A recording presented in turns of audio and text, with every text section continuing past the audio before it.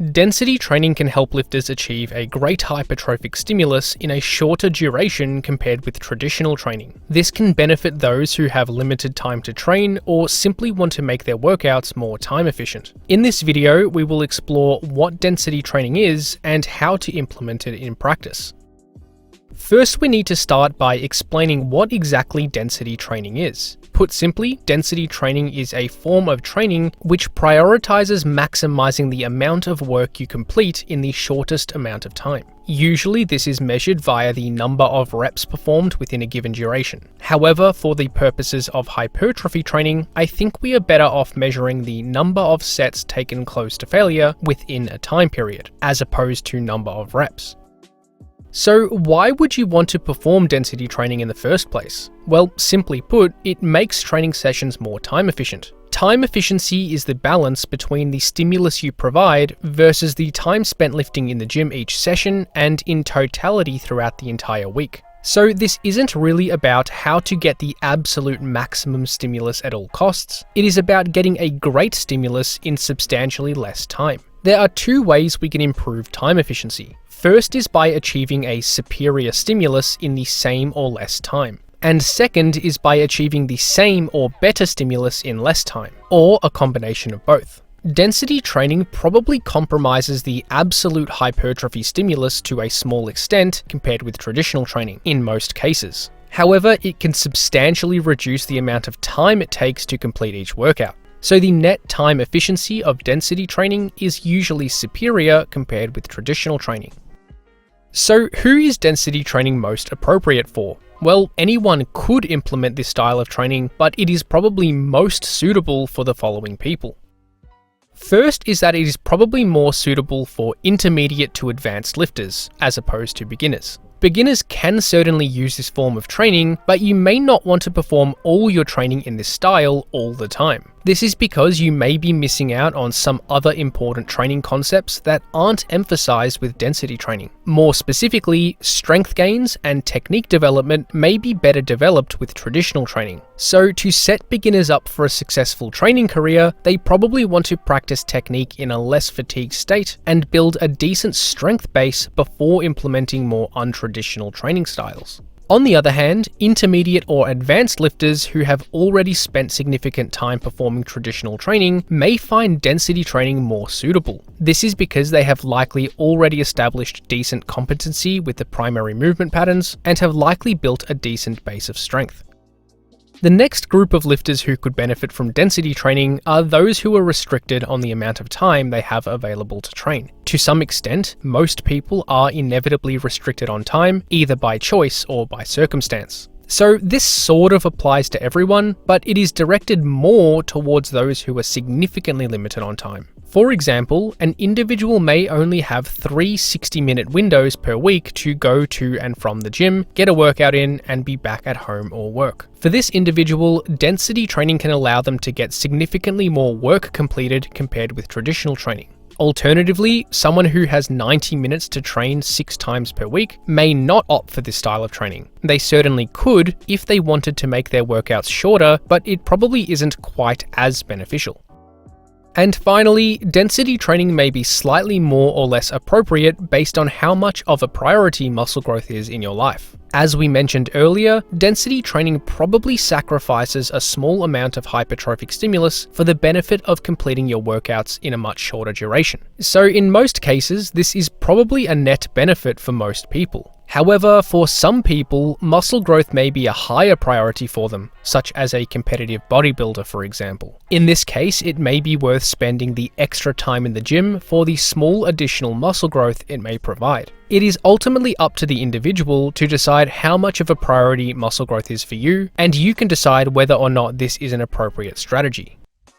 With all of that out of the way, let's now discuss how to actually implement density training. For this video, we aren't going to discuss hard rules as to what is or not considered density training. Instead, we will discuss the variables that could potentially be manipulated to make training more or less dense. The first and primary variable that will influence training density are our rest periods between sets. With traditional training, the majority of the workout is spent resting rather than lifting. Typically, less than 1/3 of a workout is spent actually lifting, and more than 2/3 are spent resting, or setting up equipment or adjusting load. However, we can shorten rest periods to make this balance slightly more time efficient. We probably want to try and bring this ratio to at least 50% time spent resting and 50% lifting. And the easiest way to do this is to shorten rest periods. For example, let's take a traditional hypertrophy training session consisting of 20 total sets in the workout with 2 minutes rest between sets. To make things simple, let's assume each set takes 1 minute to complete, so the total time spent lifting is 20 minutes, and the total time spent resting is 40 minutes, for a total session duration of 60 minutes. If we were to shorten rest periods to 1 minute, we would now spend 20 minutes lifting and 20 minutes resting, for a total session duration of 40 minutes. And the shorter we rest, the shorter the session duration becomes. However, how is this affecting the hypertrophic stimulus? Well, the best evidence we have on rest periods for muscle growth is this systematic review. The researchers compiled all the studies which compared training with short rest periods, defined as 1 minute or less, versus long rest periods, defined as anything greater than 1 minute. And the average muscle growth achieved with interventions implementing short rest periods was around 6%, and around 9% for long rest periods. So overall, it seems that longer rest periods are likely superior, but great muscle growth can still be achieved with short rest training. Furthermore, I would speculate that the effectiveness of shorter rest periods may be influenced, at least in some part, to the nature of exercises performed. This leads us onto the next variable to mention, which is exercise selection. While this isn't really something that will influence your workout duration directly, it can influence the hypertrophy stimulus due to manipulation of other variables such as rest periods. Ultimately, the goal of hypertrophy training in general is to maximally stress the target muscle with each exercise. This means fatigue of the target muscle should be what limits performance of each set, if a set was to be taken to failure. We don't want other accessory muscles or any other physiological system to limit a set before the target muscle is maximally fatigued. Relating back to exercise selection, this means we want to select exercises which aren't going to be limited by other factors when rest periods are shortened. Generally, this means minimizing heavy compound free weight lifts, such as barbell squat and deadlift variations. This is because performing these movements will heavily tax accessory and stabilizer muscles as well as the cardiorespiratory system. So with limited rest, these systems have a higher likelihood of limiting performance before the target muscle. More appropriate exercises for density training would be anything where the target muscle will be the limiting factor regardless of how short rest periods are. This includes most traditional exercises, apart from a select few that we just described in the previous category. This is because these exercises will involve less fatigue of other systems, increasing the likelihood that the target muscle will be maximally stressed with each set.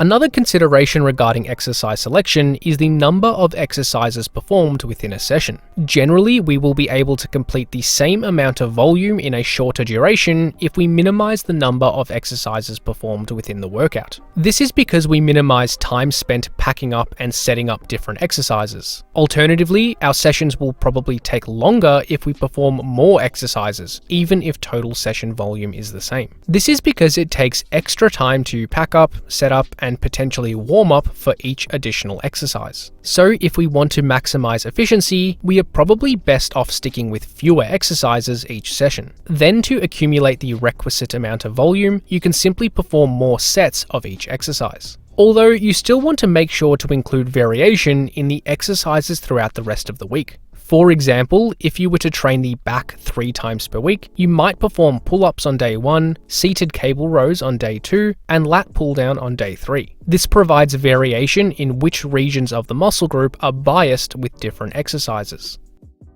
The next strategy to improve training density is the use of paired sets. This refers to alternating sets of 2 or more exercises. So as one muscle group is resting, you are training another muscle group with a different exercise. This can allow more sets to be performed in a given amount of time and seems to be equally effective as traditional training if implemented appropriately. For example, this study compared the effects of traditional versus paired set training on lower body muscle growth. 16 untrained men performed 3 sets of leg extensions and leg curls at 70% 1RM for 6 weeks. Half the subjects performed traditional sets with 2 minutes rest between each set, while the other half performed paired sets, alternating between each exercise, but still allowing 2 minutes rest between sets of each exercise. After 6 weeks, both quadriceps and hamstrings muscle thickness increased similarly in both groups. However, it was reported that the traditional training took around 13 minutes to complete each workout, while it took around 7 minutes to complete each paired set workout. So using paired sets allowed trainees to complete the same amount of work with the same outcomes within a shorter duration. However, paired sets aren't entirely appropriate in all cases. There are 2 primary considerations to keep in mind. First is something we mentioned earlier, ensuring the exercises you select aren't very globally fatiguing. What this means is that the target muscle should always be the limiting factor, regardless of how little rest is implemented. This is because we need to ensure the target muscle is maximally stressed, as opposed to the cardiorespiratory system or other accessory muscles. This makes paired sets more appropriate for machine-based isolation lifts and less appropriate for heavy free weight compound lifts. For example, alternating between leg extensions and leg curls works well because they both have low global fatigue costs, whereas alternating between squats and stiff leg deadlifts will heavily fatigue the cardiorespiratory system and the trunk stabilizers, possibly limiting performance of subsequent sets before the target muscle. And the other consideration is making sure the exercises selected involve opposing muscles. This means the 2 or more exercises in the paired sets don't use the same muscles as prime movers. This is because if you train the same muscle with 2 or more exercises, it will fatigue and limit performance of each exercise. This could be a useful strategy in some cases, but we are probably better off implementing some metabolite technique for this goal, which we will touch on soon. But for paired sets, you want to select exercises with opposing muscles. For example, alternating between bicep curls and tricep extensions, rows and presses, leg extensions and leg curls, and so on would all be good options. Although alternating between a bench press and chest fly, leg press and leg extension, or rows and curls probably aren't the ideal options for paired set training. And the last method that can be used for density training are metabolite techniques. This refers to training methods which use some combination of short rest periods, a close proximity to failure, and usually lighter loads than traditional training. This includes methods such as drop sets, myo reps, cluster sets, supersets, pre-fatigue, and so on. However, we are going to discuss 2 specific strategies that I think can be very useful for density training. The first is drop sets. This refers to performing multiple consecutive sets of the same exercise, reducing the load each set with minimal rest between sets. This allows us to perform multiple sets within a very short duration, and as long as we are taking each set sufficiently close to failure, drop sets can be highly effective for muscle growth. However, like most other strategies we have discussed, drop sets are most appropriate for machine-based isolation lifts and less appropriate for heavy free weight compound lifts. For example, this study compared the effects of traditional versus drop set training on quadriceps growth using leg extensions. 16 men with less than 1 year of resistance training experience performed 2 to 5 sets of single leg extensions 3 times per week for 8 weeks. One leg performed straight sets within the 13 to 17 rep range, taking all sets to failure with 2 minutes rest between sets. The other leg performed a 5 RM, followed by a reduction in load of 10 to 20% for each subsequent set with minimal rest, and also took each set to failure. After 8 weeks, it was found that the rectus femoris, which is the middle quad muscle, saw superior increases in muscle thickness in the leg performing drop sets, while the vastus lateralis, the outer quad muscle, saw similar increases in thickness in both legs. So when implemented appropriately, drop sets can be highly effective, and potentially more effective in some cases compared with traditional training for muscle growth. And like we mentioned, this can allow more sets to be completed in a shorter duration. And the other metabolite training method that I think can be useful for density training is myo reps. This is generally implemented by using one activation set, followed by multiple additional sets with short rest periods. For example, you may perform a set of 8 to 12 reps to or very close to failure, followed by 3 to 4 additional mini sets using the same load with 30 seconds rest. This can allow you to perform many sets in a much shorter duration compared with traditional training. Obviously, rep performance will be much lower in the additional sets compared with the activation set, but this might not be a major issue. MyoReps take advantage of the so-called effective reps model. This refers to the hypothesis that the reps towards the end of a set, which are closer to failure, are more hypertrophic compared with the reps earlier in the set, which are further from failure. And this hypothesis probably has some truth to it. This meta-regression aimed to analyze the relationship between proximity to failure and muscle growth. Overall, it was found that training closer to failure appears to be exponentially more hypertrophic. So it seems that the last few reps of a set, when we are closer to failure, may induce a disproportionately greater hypertrophic stimulus compared with the reps at the beginning of the set. So essentially, MyoReps use the activation set to fatigue the target muscle so that each additional set is already close to failure. This means we can accumulate just the effective reps without having to perform the other less effective reps. I am not aware of any direct evidence comparing MyoReps to traditional training, but it is likely to be highly effective based on the mechanisms. So in summary, density training appears to be a viable option to achieve a good hypertrophic stimulus in a shorter duration compared with traditional training. While it may not be as hypertrophic as traditional training in all cases, it seems to be highly effective if implemented appropriately. This can be beneficial for those who are limited in their time availability for lifting. Density training is probably more suitable for more experienced lifters and may be less suitable for less experienced lifters. There are many different strategies that can be used to implement density training. Generally, we would want to limit rest periods, perform fewer exercises per session with more sets, implement paired sets, and introduce some metabolite training methods where it is suitable. However, it is also important to make sure the exercises implemented are appropriate for the strategy. More specifically, most of these strategies are more suitable for machine-based isolation lifts and less suitable for heavy free weight compound lifts. And lastly, for density training to be effective, it is important to ensure that all sets are taken close to failure. Thanks for watching, and hopefully you got something out of this video. Check out flowhighperformance.com for online coaching, training templates, ebooks, and more.